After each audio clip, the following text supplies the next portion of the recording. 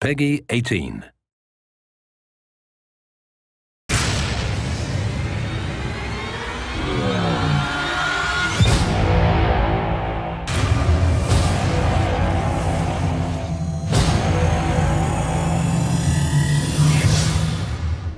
So we're here today in Hoboken, not very far from Sabre Interactive's New Jersey office.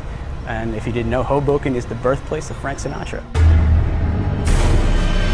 Inversion is a third-person shooter that has a unique gameplay element, which is the ability to control gravity and to navigate in altered gravity environments. What Sabre likes to do as a company is we like to try to find cool technical ways to innovate and then see how we can make cool gameplay flow from it.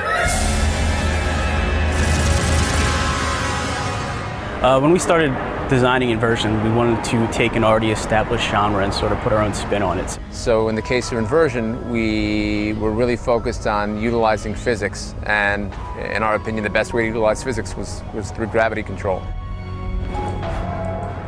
In the single-player campaign, you play as Davis Russell. He's a cop. Davis Russell is just a policeman with a wife and a kid and a life. On a routine day, he's out with his partner, Leo Delgado, and on the way home, just this incredible thing happens.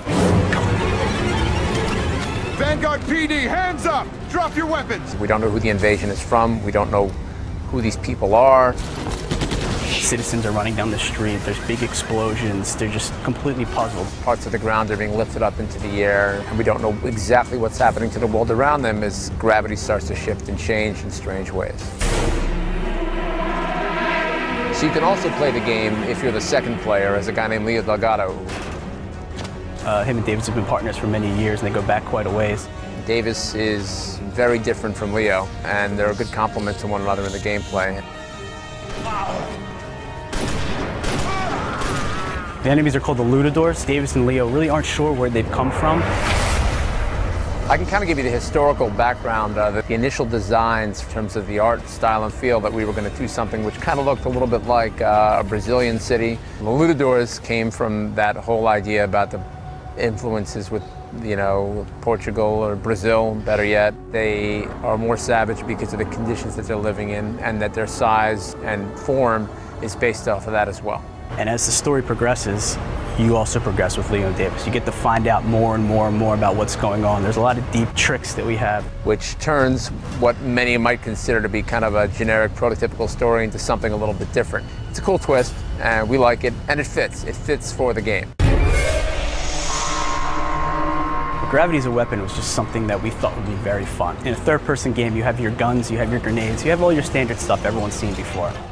And we've used that as a springboard to explore the second element, which is really the core element of the gameplay, which is gravity. What we thought of was this GravLink device. This GravLink device gives you the opportunity to do a bunch of different things. You can use the GravLink and shoot a projectile of low gravity, which will create sort of a low gravity orb. So you can increase gravity, making things heavier, making things collapse. Once things are floating in the air, he can actually use the same device to pull objects towards him, throw those objects to create destruction within the world using those objects, to pull enemies and do kind of cool melee moves on them, you know, slice them in half, you know, which is always fun.